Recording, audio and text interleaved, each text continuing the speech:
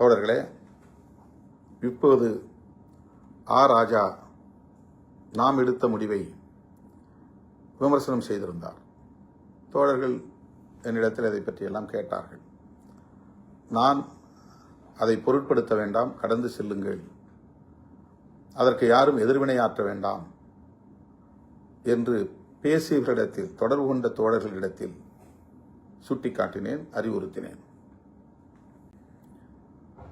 அவர் காங்கிரஸை பற்றி அப்படி விமர்சித்தாரா என்று எனக்கு தெரியவில்லை. இடதுசாரிகள் ஆதரவு நல்கியதும் ஒரு அணிமாற்றம்தான். அவர்கள் அமைச்சரவையில் இடம்பெறவில்லை, ஆனால் தாவேகாவுக்கு ஆதரவு நல்கியிருக்கிறார்கள். அதே நிலைப்பாட்டைத்தான் நாமும் எடுத்தோம். ஆனால் நம்முடைய தோழர்கள் அமைச்சரவையில் இடம்பெற வேண்டும், அதுவும் நானே இடம்பெற வேண்டும் என்கிற கருத்தை தொடர்ந்து வலியுறுத்தியதன் விளைவாக, தாவேகா தரப்பிலும் அழைப்பு விடுத்ததன் விளைவாக அமைச்சரவையில் நாம் இடம்பெறுவது என்ற முடிவை எடுத்தோம்.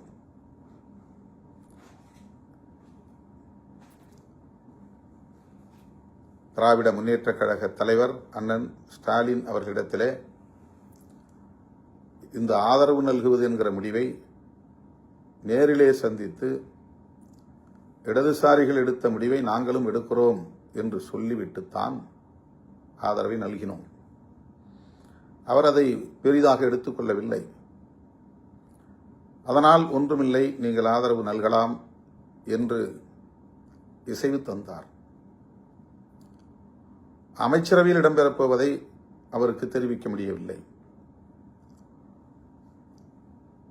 ஆனால் முன்னணி அமைச்சர்கள் ஒரு சிலரை நான் தொடர்பு கொண்டு இப்படி ஒரு நிலைப்பாட்டை நாங்கள் எடுக்கிறோம் என்று சொல்லிவிட்டு, அதன் பிறகுதான் செய்தியாளர்களை சந்தித்து விசிக அமைச்சரவையில் இடம்பெறுகிறது என்ற அறிவிப்பை செய்தேன்.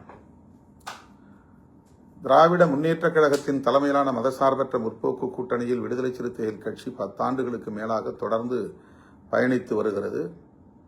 எந்த அளவுக்கு அந்த தோழமைக்கு நாங்கள் முக்கியத்துவம் கொடுத்திருக்கிறோம், எந்த அளவுக்கு உற்ற துணையாக இருந்திருக்கிறோம், அந்த கூட்டணியை பாதுகாக்க வேண்டும் என்பதில் எங்களால் ஆன பங்களிப்பை எவ்வளவு செலுத்தியிருக்கிறோம் என்பதை திமுக தலைவர் அண்ணன் முத்துவேல் கருணாநிதி ஸ்டாலின் அவர்கள் மிக நன்கு அறிவார். அன்பு இளவல்